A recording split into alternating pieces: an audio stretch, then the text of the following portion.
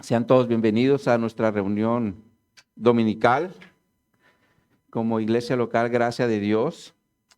Le damos gracias al Señor por la vida de cada uno de ustedes, por asistir a los servicios de la iglesia, sobre todo los domingos. Porque la realidad es que en muchas ocasiones tenemos semanas muy, pero muy difíciles. Problemas, a veces situaciones en el trabajo que nos desgastan, nos traen estrés, incluso hace que nos falte el sueño. Pero ¿qué me dicen cuando hay una enfermedad que está ahí día a día desgastándonos, día a día desgastándonos? Sin embargo, también sabemos que por la misericordia de Dios hoy estamos aquí reunidos como iglesia, recordando y exaltando la obra de nuestro Señor Jesucristo como lo acabamos de hacer. Porque la realidad es que es el único que tenemos al cual nos podemos acercar confiadamente para alcanzar el oportuno socorro en todas aquellas nuestras necesidades, sea de desgaste, sea de estrés, sea de enfermedad, de lo que sea. De hecho, nuestro Señor Jesús nos dijo allí en Mateo 11:28, venid a mí todos los que estáis trabajados y cargados, y yo os haré descansar, nos dice el Señor. Así que antes de entrar, mis hermanos, a la enseñanza de la palabra de Dios, presentemos juntos una oración a Jesús para que nos haga descansar de todas las situaciones que el día de hoy estén presentándose en nuestra vida. Y de esa forma, mis hermanos, podamos recibir ahora su palabra, pero en su descanso. Amén. Oremos juntos. Oh mi Dios, nuevamente estamos aquí ante tu presencia como iglesia, reconociendo que estamos viviendo en un mundo que nos presenta muchas situaciones desgastantes, mi Dios. Situaciones como lo comenté ahorita del trabajo. A veces hay situaciones en el hogar, con la esposa, con el esposo, cuando hay hijo con los hijos. Tantas cosas, Señor, que se nos presentan y que nos traen aflicción. Y no podemos dejar por un lado el desgaste natural que hay en nuestro cuerpo, porque conforme vamos avanzando llegan enfermedades, enfermedades que en muchas ocasiones nos hacen estar en tu iglesia, mi Dios, con sufrimiento, con dolencias.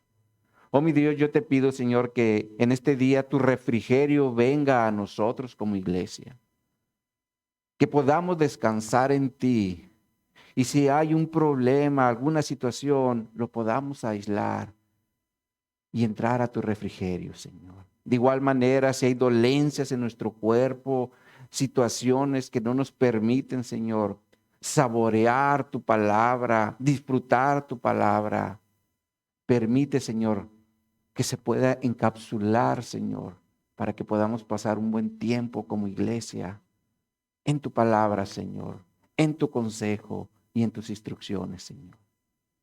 Pero también para que podamos entender las cosas que pasaron en el pasado con nuestros hermanos, por los cuales tú utilizaste a estos hombres para que nos dieran luz en relación a esas situaciones que se estaban presentando. Así que, mi Dios, yo te pido especialmente por cada uno de mis hermanos aquí reunidos, Señor, que tu descanso venga sobre sus vidas, mi Dios. Pero también te pido por aquellos que por alguna situación no pudieron asistir ahora a tu iglesia. Tú obres poderosamente en su vida, dale descanso, sanidad si tienen alguna enfermedad, para que puedan venir confiadamente, Señor, a la reunión de esta iglesia local, como lo hacen muchas otras iglesias locales alrededor de todo el mundo. Porque es lo menos que podemos hacer, Señor, porque la gran obra tú ya la hiciste en la cruz.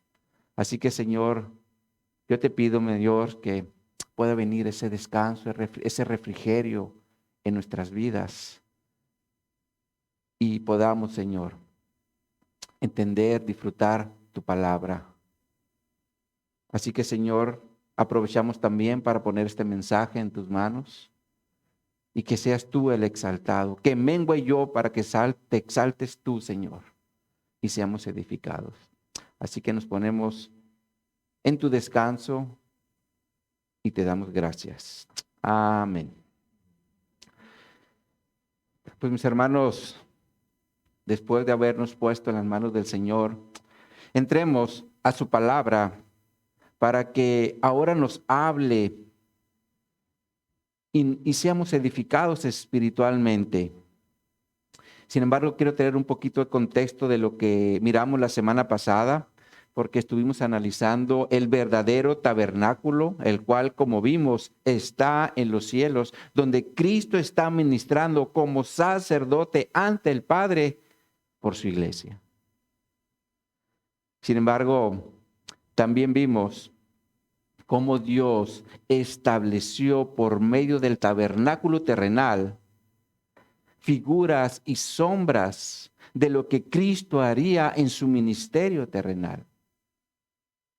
Y vimos que esto lo hizo por los 7 elementos que estableció en el tabernáculo, como lo fueron el altar del holocausto, el lavacro, la mesa de los panes sin levadura o de propiciación, el candelabro, el incensario, el velo y el arca del pacto. Elementos que siempre fueron figura y sombra de la obra de Cristo en la tierra.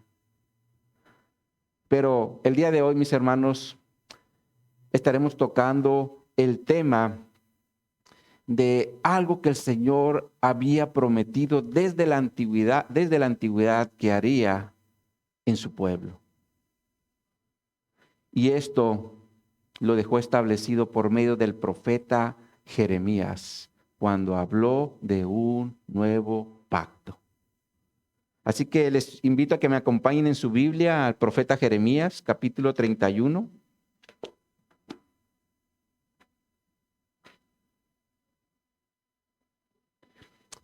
Y vamos a leer los versos 31 al 33.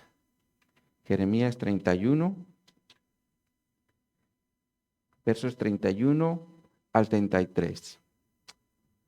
Dice el Señor aquí en su palabra: He aquí, vienen días, dice Jehová, en los cuales haré nuevo pacto con la casa de Israel y con la casa de Judá. Ahora, mis hermanos, aquí es importante mencionar que cuando Jeremías recibió esta revelación de parte del Señor, Jeremías en ese tiempo estaba ministrando en el reino del sur, es decir, en Jerusalén, cuando Josías era el rey del pueblo. Pero también fue un tiempo antes de que llegara el cautiverio de Babilonia, el cual, como también el Señor lo reveló por medio de Jeremías, duraría 70 años. Sin embargo, el motivo por el cual el Señor permitió este cautiverio fue porque el pueblo lo había abandonado y se había ido en pos de dioses ajenos, como la misma escritura lo afirma en Jeremías al iniciar. Se los vamos a poner en la pantalla. Jeremías 1, versos 14 al 16. Nos dice aquí la palabra de Dios. Me dijo Jehová: del norte se soltará el mal sobre todos los moradores de la tierra. Porque he aquí que yo conozco a todas las familias del reino, de los reinos del norte, dice Jehová. Y vendrán y pondrá cada uno su campamento a la entrada de las puertas de Jerusalén y junto a todos sus muros en derredor y contra todas las ciudades de Judá.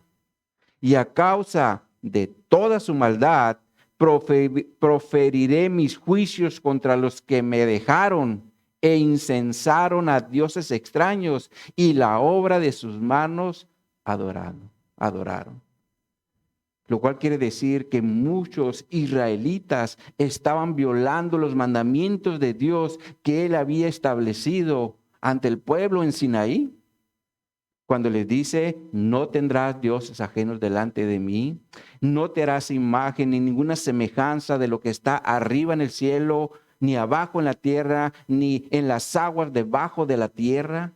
No te inclinarás a ellas, ni las honrarás, porque yo soy Jehová tu Dios, fuerte, celoso, que visito la maldad de los padres sobre los hijos hasta la tercera y cuarta generación de los que me aborrecen.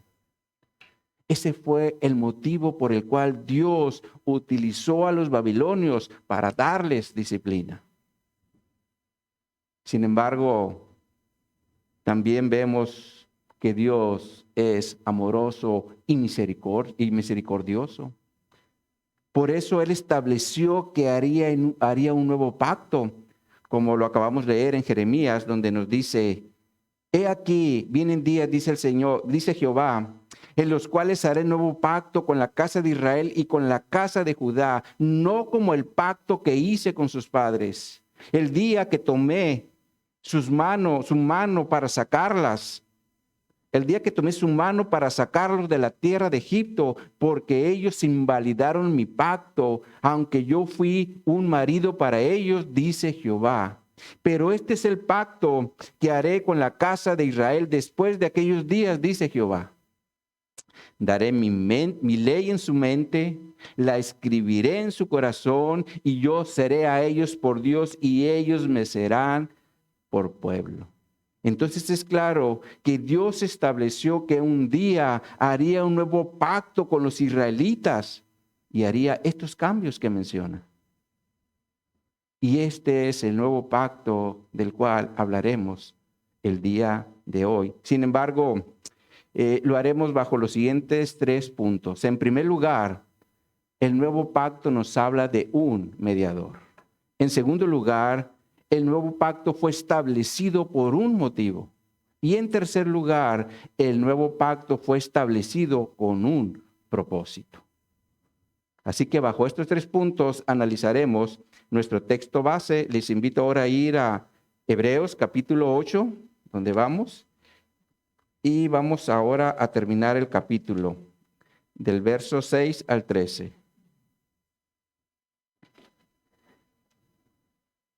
Hebreos 8, versos 6 al 13.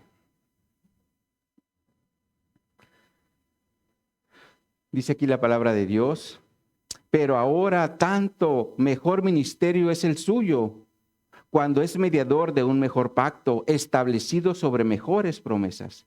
Porque si aquel primero hubiera sido sin defecto, ciertamente no hubiera procurado lugar para el segundo. Porque reprendiéndolos, dice, he aquí vienen días, dice el Señor, que estableceré con la casa de Israel y con la casa de Judá nuevo pacto. No como el pacto que hice con sus padres el día que los tomé de la mano para sacarlos de la tierra de Egipto, porque ellos no permanecieron en mi pacto y yo me desentendí de ellos, dice el Señor. Por lo cual, este es el pacto que haré con la casa de Israel después de aquellos días, dice el Señor. Pondré mis leyes en la mente de ellos y sobre su corazón las escribiré y seré a ellos por Dios y ellos me serán a mí por pueblo. Y ninguno enseñará a su prójimo ni ninguno a su hermano diciendo, conoce al Señor, porque todos me conocerán desde el menor hasta el mayor de ellos. Porque seré propicio a sus injusticias y nunca más me acordaré de sus pecados y de sus iniquidades. Al decir nuevo pacto, ha dado por viejo el primero, y lo que se da por viejo y se envejece está próximo a desaparecer. El título que le hemos dado a esta enseñanza es Viviendo en un mejor pacto. Viviendo en un mejor pacto. Ahora, cuando hablamos de pacto, por lo regular, nos referimos a un acuerdo entre 2 o más personas, donde también se obliga a cumplir una serie de condiciones. Como por ejemplo, muchas personas en la actualidad viven en fraccionamientos que son cerrados, donde ciertamente tienen alguna cierta privacidad con el resto de la población, ¿verdad? Y también son cerradas que tienen un acceso controlado, donde hay guardias de seguridad. Y actualmente, por la tecnología que se ha desarrollado pues ahora sí que en el mundo entero, ya los fraccionamientos cuentan con ciertos apps o programas dentro de sus móviles que cualquier residente de su móvil puede darle el acceso a un visitante, sea un pariente, un amigo, lo que sea, por medio de un código de acceso. Ya las apps hacen todo eso, incluso lo pueden compartir por medio de las redes y te dicen, mira, ahí te va el código, el cual ciertamente lo protegen porque se está cambiando cada 24 horas, ¿verdad? Entonces, de alguna manera, todos los que están allí tienen esos beneficios.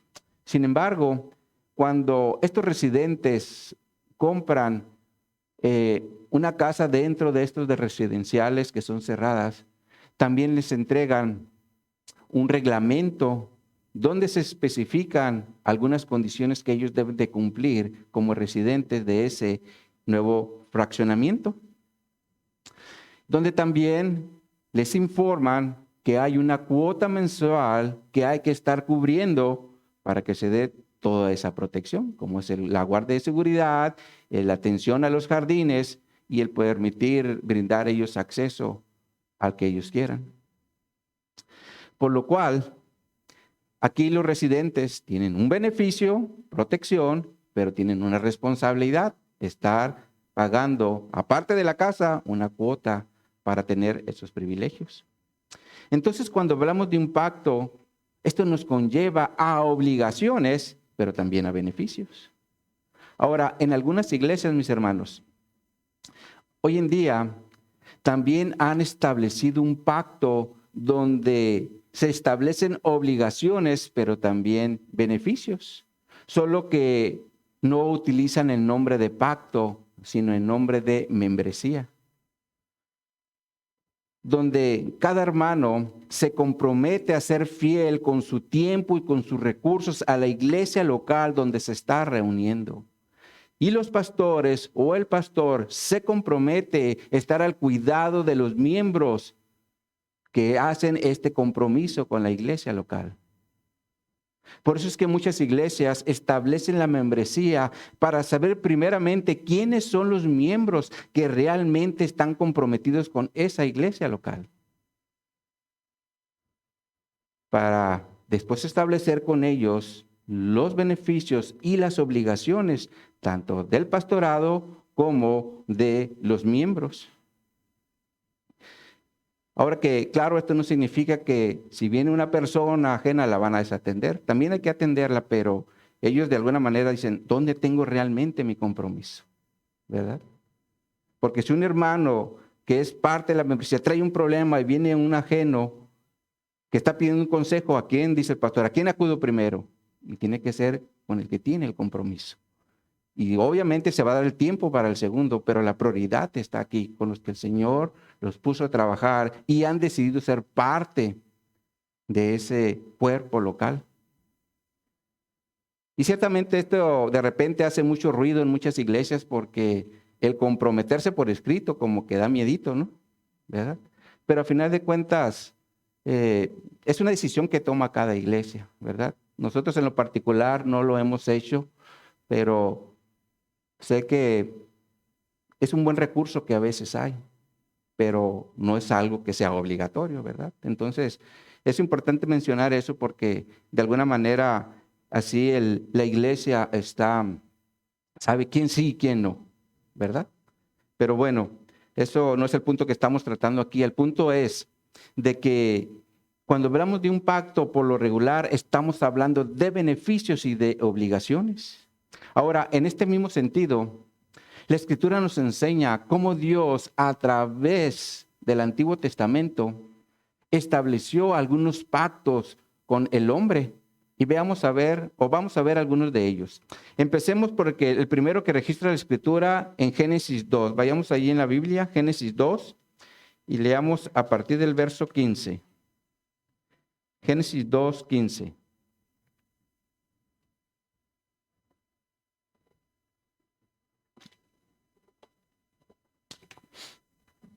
Dice aquí la palabra de Dios. Tomó pues Jehová Dios al hombre y lo puso en el huerto de Edén para que lo labrara y lo guardase. Y mandó Jehová Dios al hombre diciendo, de todo árbol del huerto podrás comer, mas del árbol de la ciencia del bien y del mal no comerás, porque el día que de él comieres ciertamente morirás. Ahora, lo primero que nos enseña esta escritura es que una vez que Dios formó al hombre, lo puso en Edén, pero no lo puso para que estuviera así como, luego dice, ¿no? En una maquita acá. Dice la palabra de Dios que lo puso a trabajar. Es más, miren lo que dice la escritura en el verso 19, aquí en Génesis 16. Nos dice, Jehová Dios formó pues de la tierra toda bestia del campo y toda ave de los cielos y las trajo a Adán para que viese cómo las había de llamar. Y todo lo que Adán llamó a los animales vivientes, ese es su nombre. Entonces es claro que Adán se encargó de ponerle nombre a todos los animales. Ahora, mis hermanos, para hacer eso, definitivamente Dios lo dotó de una inteligencia especial. Porque no es lo mismo replicar un nombre como cuando alguien tiene un hijo. ¿Y cómo le vamos a poner? Lo más fácil, ¿no? Pues como tú. O si es hombre, como el papá. Si es mujer, como la mamá, o como la tía, o como la abuela, ¿verdad? Y si tenemos una mascotita, pues también, a ver, ¿cuál es? No, que Rufo, no, que esto. Hasta nombres de personas tienen, ¿verdad? Pero establecer un nuevo nombre, eso ya es otra cosa. Si batallaríamos por un nombre, imagínate lo que Adán, con toda la creación, porque dice que llamó a los animales vivientes, esto significa todo. Y ese es su nombre, dice. O sea que si una hormiga, se la puso Adán. ¿Por qué le llamamos perro? Se lo puso Adán. Claro que le damos apellido, ¿no? No, se llama Rufo. Es más, una vez me acuerdo que en una ocasión llegué con unos hermanos a una albercada, eran jóvenes, y de repente salió un gato y dijeron, ¡ey! Y como que se quedaron callados, y entonces le dije, oye, ¿por qué se quedaron? Es que le pusieron Fermín al gato y no quisieron decirlo, ¿no? Entonces, replicamos nombres, ¿verdad? Entonces, esto nos enseña que Adán fue creado con sabiduría y con inteligencia para poder hacer esto. Sin embargo, la Escritura también nos dice que le dio la capacidad de ser protector para guardar y cuidar el huerto. Entonces, el Señor crea a Adán y no lo creó como un niño grandote, sino lo creó con todo un hombre, con capacidades para trabajar y para cuidar. Sin embargo, ¿cuáles fueron los beneficios que el Señor le dio? Él le dijo, come de todo lo que quieras, excepto de ese árbol. Y allí es donde entró la obligación, el compromiso, ¿verdad?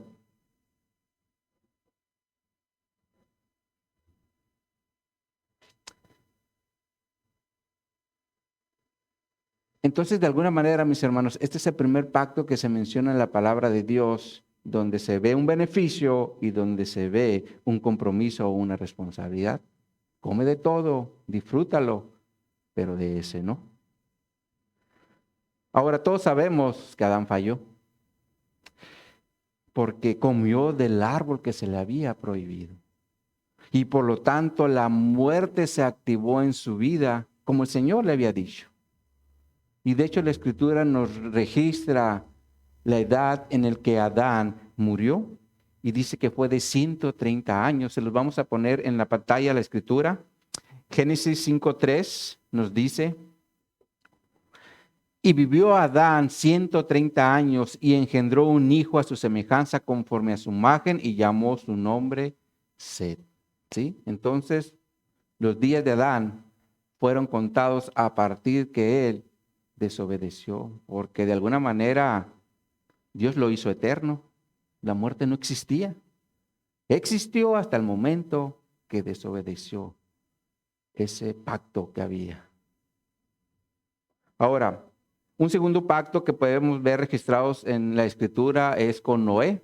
antes que llegara el diluvio. Veamos esto ahí poquito más adelante en Génesis 6, versos 17 al 19. Nos dice aquí la palabra de Dios. He aquí, está hablando Dios con Noé. He aquí que yo traigo un diluvio de agua sobre la tierra para destruir toda carne en que haya espíritu de vida debajo de los cielos. Todo lo que hay en la tierra morirá. Mas estableceré, ¿qué dice? Mi pacto contigo, y entrarás en el arca tú, tus hijos, tu mujer y las mujeres de tus hijos contigo. Y de todo lo que vive, de toda carne, 2 de cada especie meterás en el arca para que tengan vida contigo, macho y hembra serán. Entonces aquí vemos cómo Dios hizo este pacto con Noé, para que él y su familia se salvaran junto con los animales que él, a final de cuentas, le mandó, para que no murieran en el diluvio y estuvieran bajo la protección de esa arca. Y después el Señor ratifica el pacto con Noé. Cuando pasó el diluvio, avancemos ahí a Génesis 9, verso 8 al 11. Nos dice aquí, y habló Dios a Noé y a sus hijos con él, diciendo, he aquí que yo establezco mi pacto con vosotros y con vuestros descendientes después de vosotros, y con todo ser viviente que está con vosotros, aves, animales y toda bestia de la tierra que está con vosotros, desde todos los que salieron del arca hasta todo animal de la tierra, estableceré mi pacto con vosotros. Y no extenderé ya más toda carne con aguas, no exterminaré, ya más toda carne con aguas de diluvio, ni habrá más diluvio para destruir la tierra. Entonces Dios hace este pacto como dúo, ¿no? Primeramente le dice, te vas a salvar tú y tu familia, pero no voy a volver a destruir la tierra de esa forma que lo hice. Lo cual, gracias al Señor, hasta el día de hoy lo ha cumplido, ¿verdad?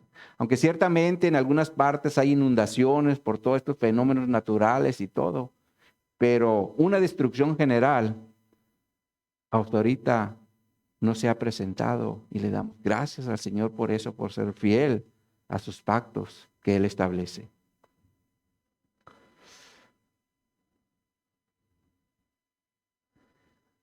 Ahora, otro de los pactos que registra la Escritura es el que hizo con Abraham, cuando Abraham no tenía hijo, no tenía descendencia. Veamos esto ahí en Génesis 15, un poquito más adelante. Vamos a leer solamente los primeros 5 versos.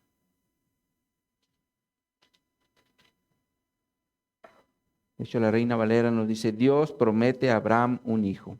Dice aquí la Escritura, después de estas cosas vino la palabra de Jehová a Abraham en visión, diciendo, no temas, Abraham, yo soy tu escudo y tu galardón será sobremanera grande.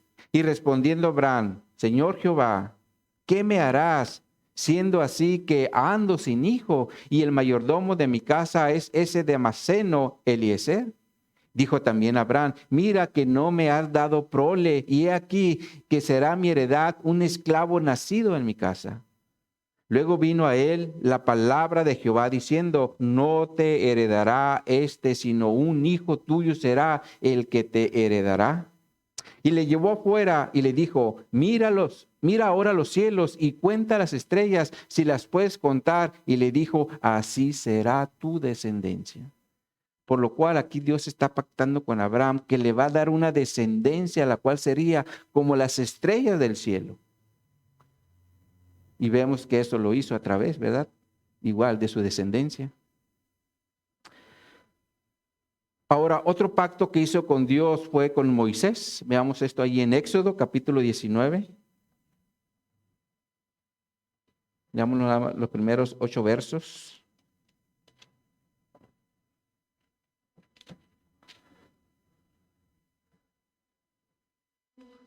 Éxodo 19.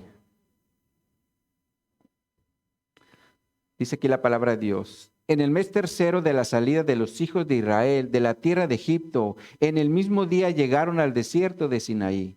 Habían salido de Refidim y llegaron al desierto de Sinaí y acamparon en el desierto, y acampó allí Israel delante del monte.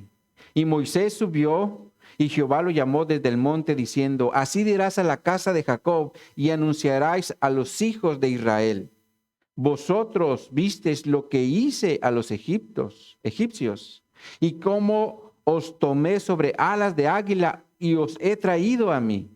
Ahora pues, si dieres oído a mi voz y guardares mi pacto, vosotros seréis mi especial tesoro sobre todos los pueblos, porque mía es toda la tierra. Y vosotros me seréis un reino de sacerdotes y gente santa. Estas son las palabras que dirás a los hijos de Israel. Entonces vino Moisés y llamó a los ancianos del pueblo y expuso en presencia de ellos todas estas palabras que Jehová le había mandado. Y todo el pueblo respondió a una y dijeron: todo lo que Jehová ha dicho haremos. Y Moisés refirió a Jehová las palabras del pueblo. Ahora, si observan, aquí el pacto estaba relacionado con la obediencia a los mandamientos que el Señor les empieza a dar en el capítulo 20. Entonces este es un pacto que tenía el Señor, que estaba haciendo ya con el pueblo de Israel. Y el último pacto que quiero mencionar es el que Dios hizo con David. Vayamos ahí a 2 de Samuel 7.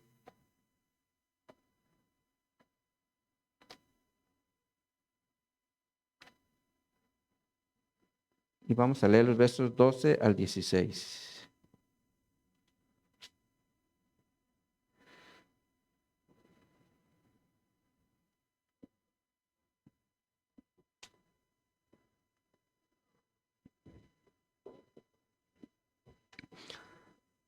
Según de Samuel 7:12 nos dice: y cuando tus días sean cumplidos, está hablando Dios ahora con David, y duermas con tus padres, yo levantaré después de ti a uno de tu linaje, el cual procederá de tus entrañas, y afirmaré su reino. Él edificará casa a mi nombre, y yo afirmaré para siempre el trono de su reino. Yo le seré a él padre, y él me será a mí hijo. Y si él hiciera mal, yo le castigaré con vara de hombres y con azotes de hijos de hombres. Pero mi misericordia no se apartará de él como la aparté de Saúl, al cual quité delante de ti. Y será afirmada tu casa y tu reino para siempre delante de tu rostro, y tu rostro será, y tu trono será estable eternamente. Ahora, este es el pacto que Dios hizo con David en relación a que su descendencia saldría uno que establecería un trono estable y eterno. Y este descendiente del que está hablando aquí el Señor es Jesús, quien el día de hoy tiene un trono estable y eterno en los cielos. Entonces pudiéramos decir que los pactos que Dios hizo desde Abraham hasta David eran en relación a Jesús, que vendría a establecer un trono estable y eterno. Y este es el nuevo pacto del que hablaremos el día de hoy, el que vino a través de Jesucristo. Sin embargo, en el primer siglo, la mente de los judíos estaba tan cerrada que no creían que Dios fuera a establecer este nuevo pacto, y mucho menos por Jesucristo, porque para empezar, no lo reconocían como su Mesías, como de hecho sigue pasando el día de hoy. Por eso el escritor a los Hebreos va a tratar este asunto del nuevo pacto, para que se dieran cuenta que el pacto que ahora venía por medio de Jesucristo era mayor al que ellos conocían. Entonces, con esto en mente, mis hermanos, analicemos nuestro texto base. Hebreos 8:6 nos dice: pero ahora tanto mejor ministerio es el suyo, cuanto es mediador de un mejor pacto establecido sobre mejores promesas. Y aquí entramos a nuestro primer punto de la enseñanza. Esto es el mediador del nuevo pacto. Ahora, cuando hablamos de un mediador, nos referimos a una persona que actúa como un negociador.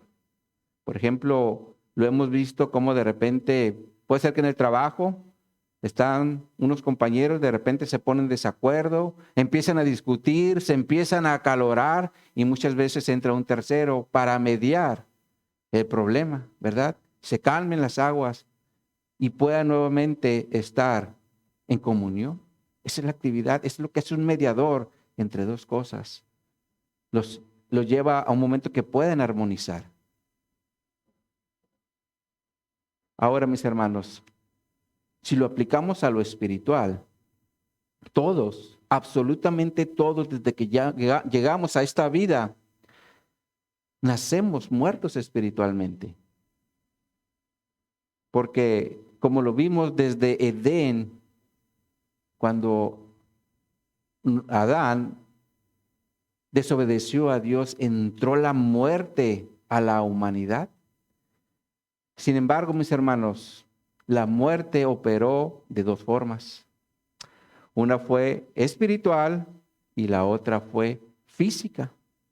Ahora, en relación a la física, hasta ahorita, según los registros de la Escritura, solo 2 personas, desde Adán a la fecha, no han experimentado la muerte.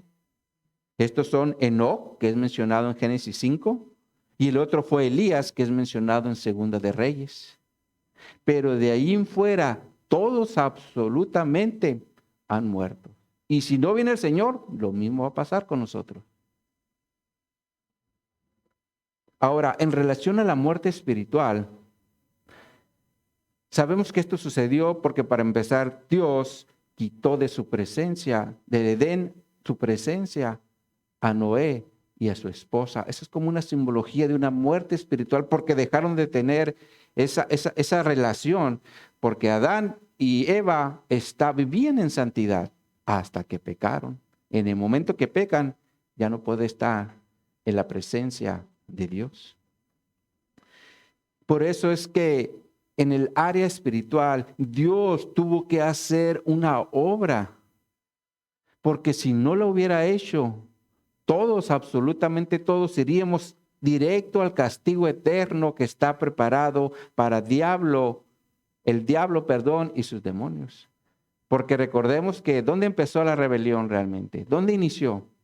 Fue ahí arriba en los cielos.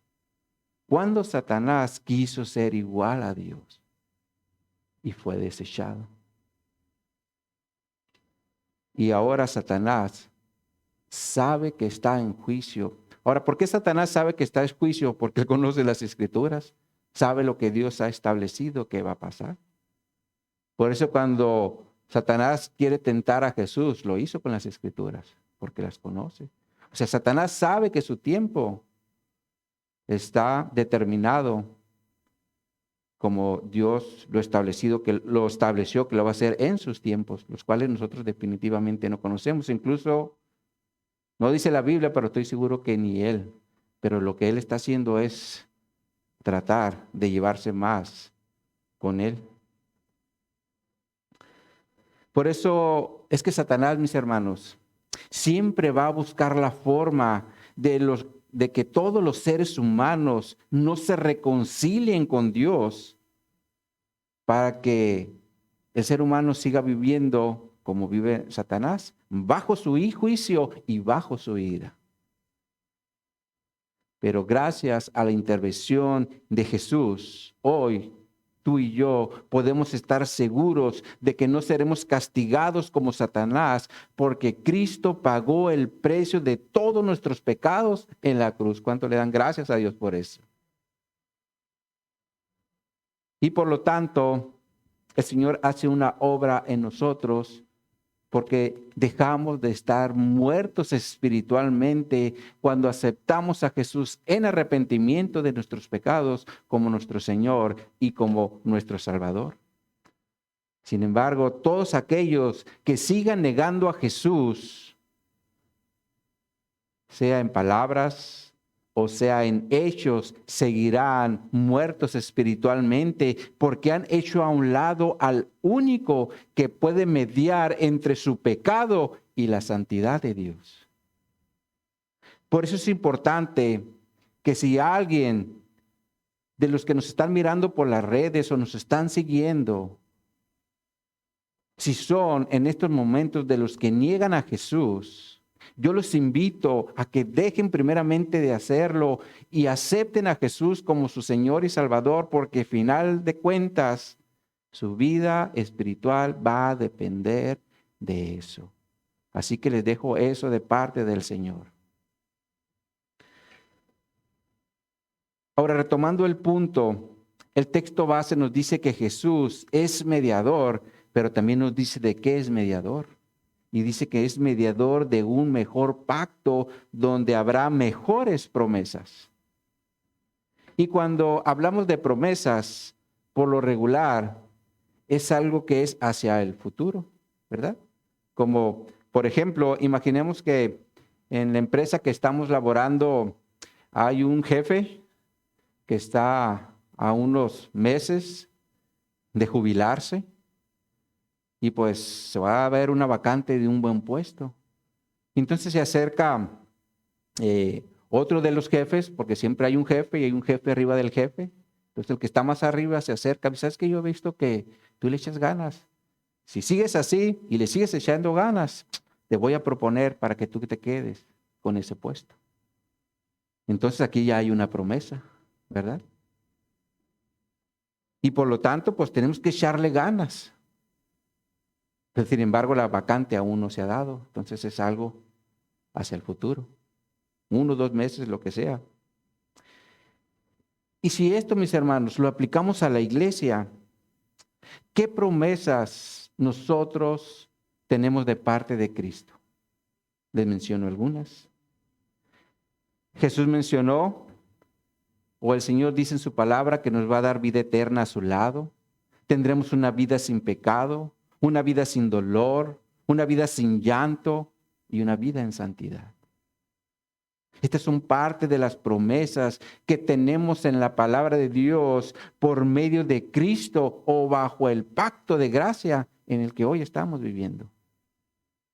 Sin embargo, si analizamos el Antiguo Testamento, las promesas estaban en una condición diferente porque allí eran por obras. Y cuando el hombre, mis hermanos, opera por obras, la realidad es que va a fallar. ¿Cuántos hemos escuchado de que no, entrando el año, me voy a poner a dieta? Empiezas ahí, primera semana, segunda semana, la tercera semana, ay, se me antojó el pozole, y empiezas, y a rato lo sueltas, ¿verdad? Cuando el hombre opera por obras, se cansa y no sigue adelante. Por eso fue necesario establecer un mejor pacto, porque el antiguo tenía defecto. Y de hecho esto también lo menciona el escritor a los Hebreos. Regresemos allí al verso 8, verso 7, perdón. Hebreos 8, verso 7.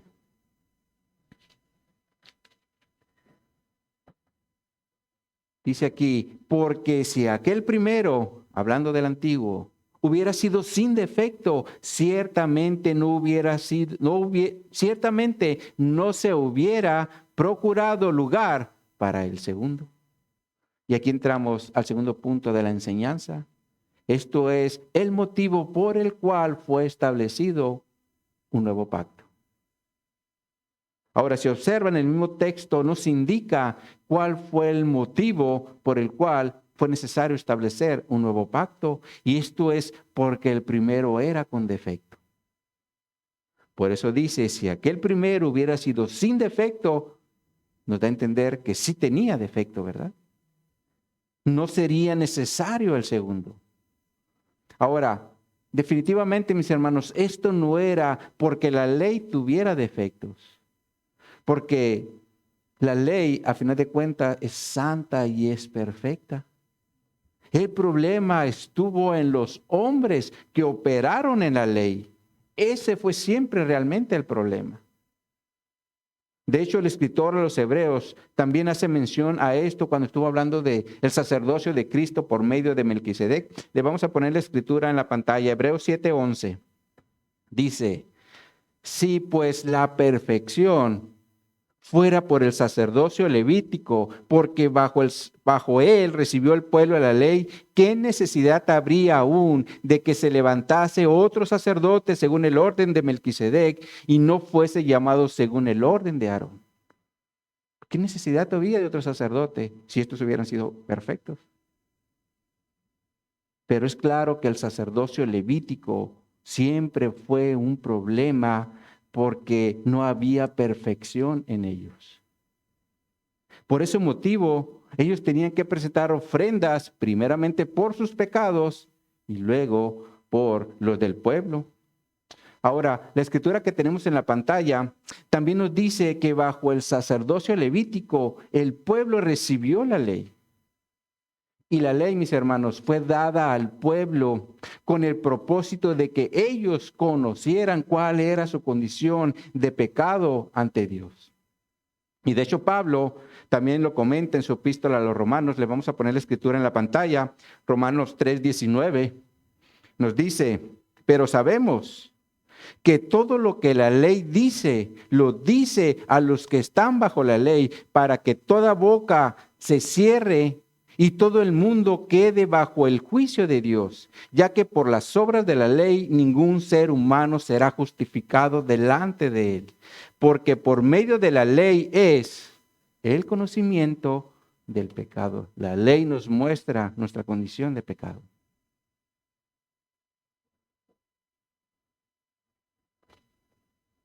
Y obviamente así estaban los sacerdotes. A través de la ley se daban cuenta que también eran pecadores. Por eso presentaban sacrificios por ellos para estar en buena relación con el Señor. Aunque aparte ellos tenían la desventaja que si lo hacían, se presentaban delante de Dios de una forma con pecado, ahí quedaban. Por eso cuando el sumo sacerdote entraba una vez al año a presentar una ofrenda por el pueblo, entraban con un hilito, porque si miraban que no salían, lo fulminó el Señor y a sacarlo, ¿no? Y meter luego un sustituto. Y como el pueblo en el antiguo pacto operaba por obras, el pueblo fácilmente se apartaba de los mandamientos de Dios. Por eso el Señor venía y los disciplinaba. De hecho, la Escritura nos da varios ejemplos de esto y uno de ellos es el tiempo de los jueces. De hecho, este libro termina diciendo: cada uno hacía lo que bien le parecía. O sea, China libre, no había orden, no había control, no había nada. Lo cual indica que tanto los sacerdotes como el pueblo vivían en rebeldía a los mandamientos de Dios. De hecho, el libro de los jueces nos presenta 7 ciclos que hay, donde el pueblo pecaba contra Dios, Dios los disciplinaba por medio de un enemigo que llegara a oprimirlos, ellos se arrepentían y Dios levantaba a un juez para que los sacara de la opresión. Pasaba un tiempo, se relajaban, otra vez volvían a pecar con Dios y empezaba el ciclo. 7 ciclos nos registra el libro de los jueces. Por eso el primer pacto era con defecto, no por la ley, sino por los hombres que operaban en la ley. Por eso fue necesario establecer un mejor pacto con un mejor sacerdocio y con mejores promesas. Y ahora, en nuestro texto base, a partir del verso 8 hasta el 13, el escritor a los Hebreos nos va a hablar de nuestro tercer punto. Esto es el propósito del nuevo pacto. Empecemos por el verso 8 donde nos dice: porque reprendiéndolos dice: he aquí vienen días, dice el Señor, en que estableceré con la casa de Israel y la casa de Judá un nuevo pacto. Ahora, si observan, este verso inicia con una reprensión, porque el pueblo no vivía conforme a los mandamientos de Dios. Por eso el Señor les había dado o les había hablado que haría un nuevo pacto. Y por eso es que el Señor introduce o les recuerda a los hebreos, a los cristianos hebreos del primer siglo, que les estaba escribiendo la profecía de Jeremías. Cuando les dice, he aquí vienen días, dice el Señor, en que estableceré con la casa de Israel y con la casa de Judá un nuevo pacto. Entonces es claro que el Señor ya había hablado de establecer un nuevo pacto, no bajo la ley, como pasó en el primer pacto, sino bajo la gracia por medio de Jesucristo, como también lo afirmó el apóstol Juan en Juan 1:17, se los vamos a poner en la pantalla. Nos dice, pues la ley por medio de Moisés fue dada, pero la gracia y la verdad vinieron por medio de Jesucristo. Por lo cual el nuevo pacto ya no sería bajo la ley, sino bajo la gracia por medio de Jesucristo.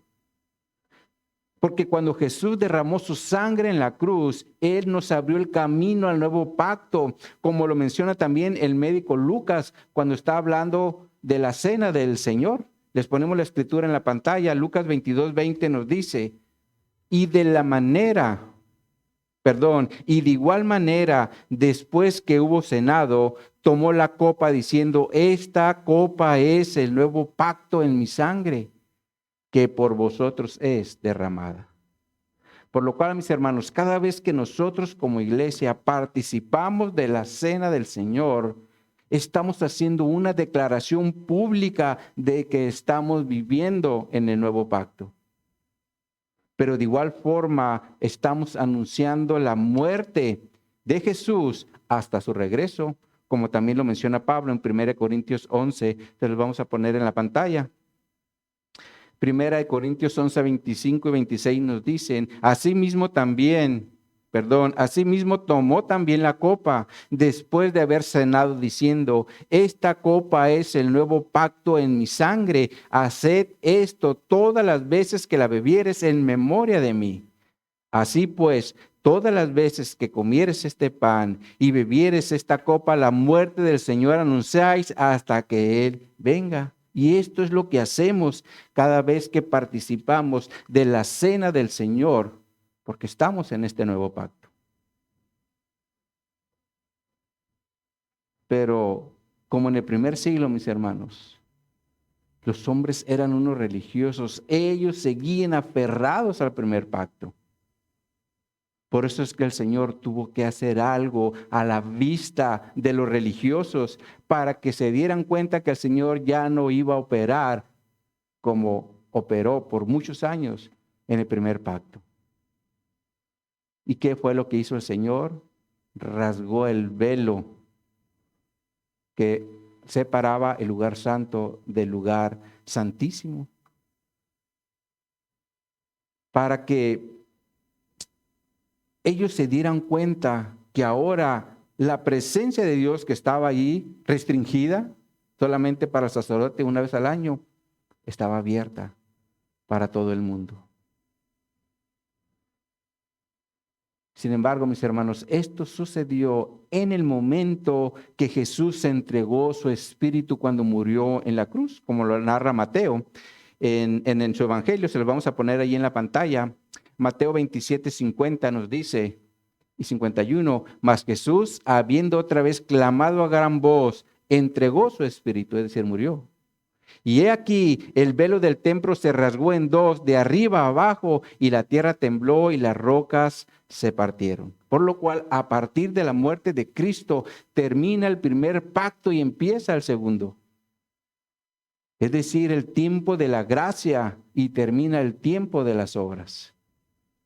Porque bajo el pacto de las obras, todos eran desobedientes. Por eso nos dice el verso 9 del texto base, no como el pacto que hice con sus padres el día que los tomé de mano para sacarlos de la tierra de Egipto, porque ellos no permanecieron en mi pacto y yo me desentendí de ellos, dice el Señor.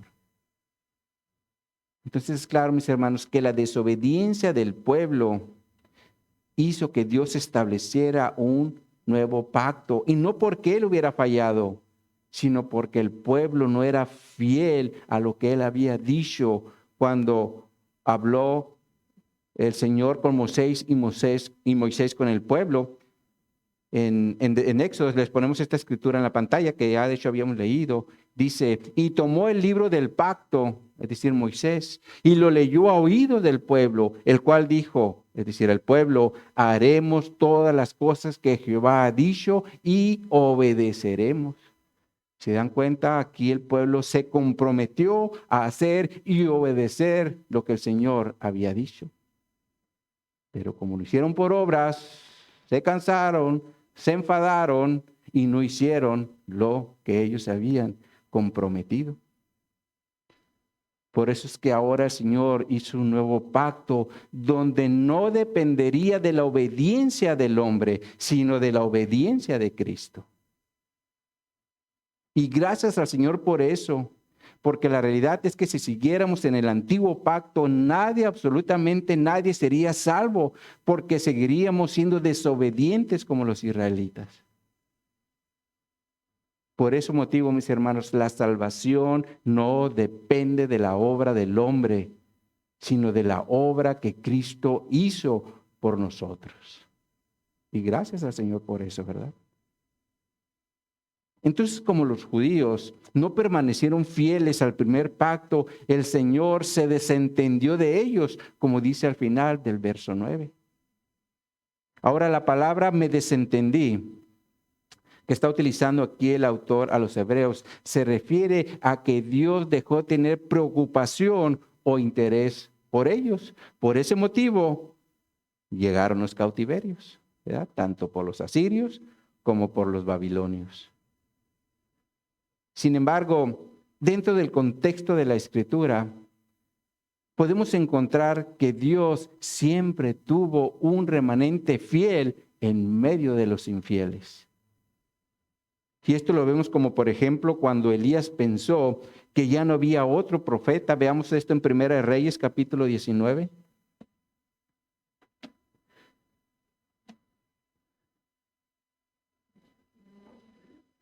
Primera de Reyes 19, a partir del verso 9 vamos a leer. Primera de Reyes 19, a partir del verso 9.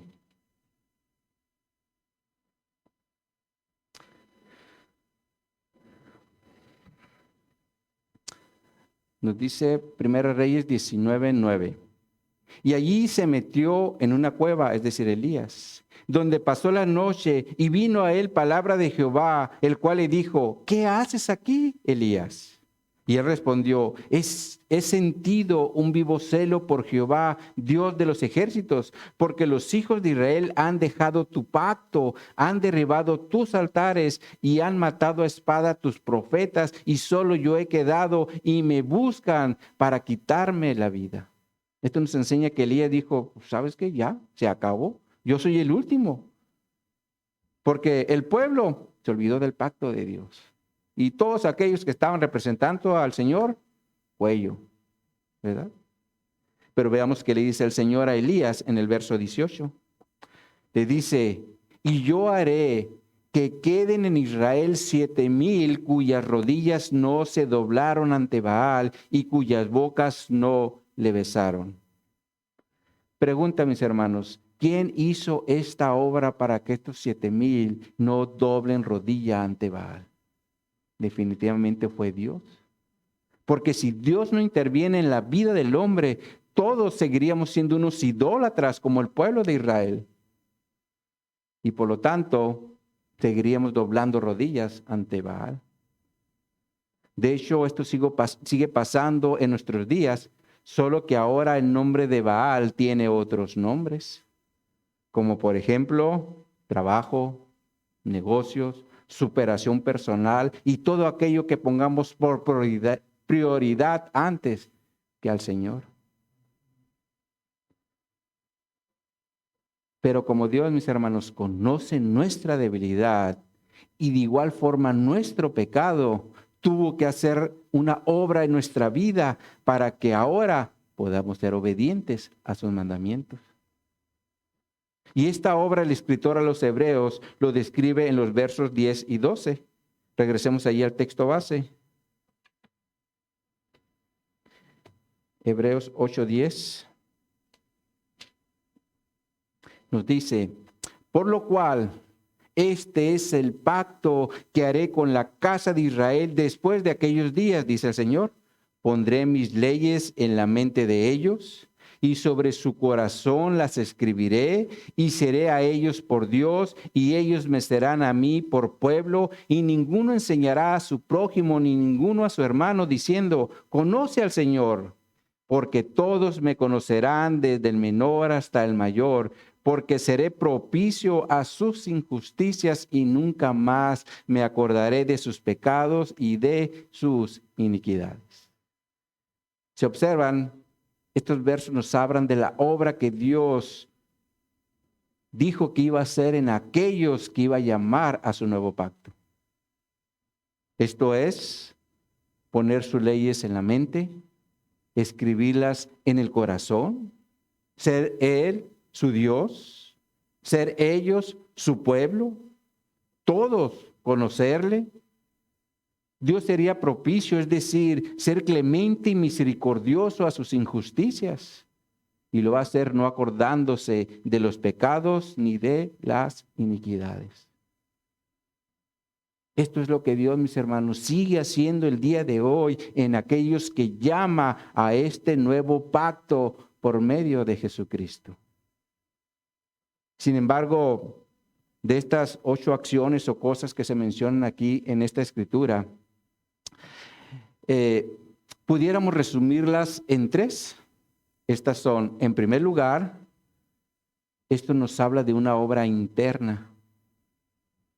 Porque ahora no es por la ley que está escrita en los libros o en las tablas, sino en los mismos actos de la persona que Él llama. Porque ahora, mis hermanos, es una fuerza interior que nos ayuda a cumplir la voluntad de Dios. Y obviamente aquí entra la obra del Espíritu Santo que nos guía en nuestra mente y en nuestro corazón para que seamos obedientes a la palabra de Dios. Entonces el Señor hace una obra interna. En segundo lugar, el Señor hace una obra personal. Porque ahora no es entre Dios y un pueblo, donde ellos eran ministrados por un sacerdote. Ahora la obra es en cada miembro que el Señor llame por medio de su evangelio. Porque recordemos que en el primer pacto solo se accesaba a la presencia de Dios por medio de la intervención de un sacerdote, pero ahora como miembros del cuerpo de Cristo podemos tener una comunicación directa con Dios sin la necesidad de intermediarios terrenales, como sigue pasando incluso en unas religiones del mundo. Por lo cual, mis hermanos, ahora en Cristo nuestra relación con Dios es personal. Por lo tanto, tenemos acceso directo al trono de gracia para alcanzar el oportuno socorro. Entonces es interna, es personal y en tercer lugar hay perdón de pecado. Para de esa forma nosotros en Cristo podamos crecer en santidad, ¿verdad? Porque sin santidad nadie verá al Señor. Esto es parte de la obra que Dios hace por medio de Cristo, como ya lo había anunciado el profeta Jeremías, de estos cambios que el Señor iba a hacer. Por último, dice el verso 8 del texto base, al decir nuevo pacto, ha dado por viejo al primero, y lo que da por viejo se envanece, está próximo a desaparecer. Miren cómo lo traduce la Nueva Traducción Viviente este texto, se los ponemos en la pantalla. Dice, cuando Dios habla de un nuevo pacto, quiere decir que ha hecho obsoleto al primero, el cual ha caducado y por pronto desaparecerá. Por ese motivo, mis hermanos, hoy en día estamos viviendo en un nuevo pacto porque el antiguo ya caducó o está obsoleto. Y qué tristeza, mis hermanos, que muchos en la actualidad incluso dentro de la rama del cristianismo, quieren seguir en un pacto que ya está caducado, como si estuviera vigente, como es el caso de los mesiánicos y todos aquellos que quieren seguir viviendo bajo las costumbres y las tradiciones del antiguo pacto. Cuando hoy tenemos un mejor pacto con mejores promesas y con un mejor sacerdote ministrando en el cielo. Sin embargo, mis hermanos, aquí surge una pregunta, y la pregunta es: ¿todos aquellos que están a nuestro alrededor ven realmente en nosotros estos cambios que el Señor dijo que iba a hacer en su nuevo pacto? ¿Realmente miran en nosotros esos cambios? ¿O solo ven actos religiosos en nuestra vida, como si estuviéramos operando por obras, como se hacía en un pacto que ya está caducado? Mi oración es, mis hermanos, que todos estemos dando evidencia de los cambios que el Señor dijo que haría en aquellos que llame al nuevo pacto. Para que andemos como Pablo le escribió a los colosenses en Colosenses 1:10. Veamos esta escritura y con esto voy a terminar. Vamos allá atrás a Colosenses, capítulo 1. Y vamos a los versos 10 al 14.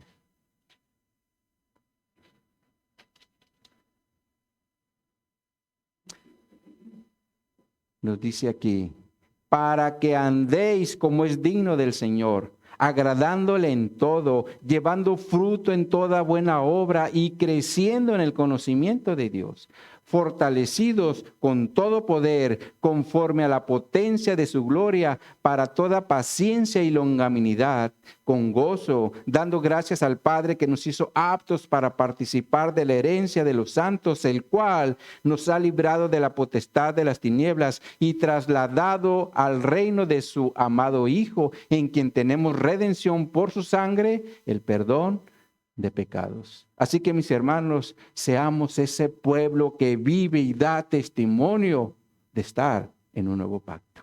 Amén. Como conclusión a lo que miramos el día de hoy, vimos que el pacto, en primer lugar, tiene un mediador, el cual es Cristo, quien ahora nos ha traído mejores promesas y de igual forma un mejor sacerdocio. En segundo lugar, el motivo del nuevo pacto es porque el primero operó con defecto por medio de hombres que fueron imperfectos y bajo el dominio del pecado. Por ese motivo tuvo que haber un cambio. Y en tercer lugar, el propósito del nuevo pacto es que cada uno de nosotros, como miembros del cuerpo de Cristo, tengamos la ley de Dios en nuestra mente, la tengamos en nuestro corazón, seamos parte de su pueblo, sea Él nuestro Dios, sean perdonados todos nuestros pecados, para que vivamos en santidad bajo la dirección del Espíritu Santo todos los días de nuestra vida. Amén. Vamos a orar. Oh, mi Dios, te damos gracias, Señor, por tu palabra, que como vimos el día de hoy, pudimos aprender cómo tú nos has presentado nuevas promesas, Señor, o mejores promesas como lo vimos. Porque sabemos que un día tú las vas a cumplir en nuestra vida, las que van a ser en el cielo, pero desde aquí en la tierra tú ya estás haciendo la obra, Señor, para que tu ley esté en nuestra mente, esté escrita en nuestro corazón y podamos obrar y actuar en base a los mandamientos que tú estableciste en tu palabra. Porque si tú dices que no robarás, no debemos robar. Si tú dices no hablar mal contra tu prójimo, no lo debemos hacer. Todo esto, Señor, ya lo has puesto dentro de nosotros, en este tabernáculo imperfecto, en este templo imperfecto, para que nosotros podamos dar testimonio de tu obra en nosotros. Que ellos puedan ver a Cristo a través de nosotros, para nosotros llevarlos a Cristo. Porque esa es parte de la comisión de tu iglesia, Señor. Tú dijiste, vayan y hagan discípulos por donde estén. Y si nosotros vamos al trabajo, ayúdanos, Señor, a poder hablar de tu evangelio para que ellos te conozcan. Si vamos al parque, igual. Permite, Señor, que seamos esa iglesia como lo cantábamos al principio, esa iglesia que está levantada. Levántate, nos dice el Señor. No estemos dormidos, no estemos cómodos. Busquemos ser esa iglesia que está en el nuevo pacto, dando testimonio en todo momento. Así que, Señor, yo te doy gracias por la vida de cada uno de mis hermanos. Yo te doy gracias, Señor, por esta iglesia local donde nos has puesto, Señor.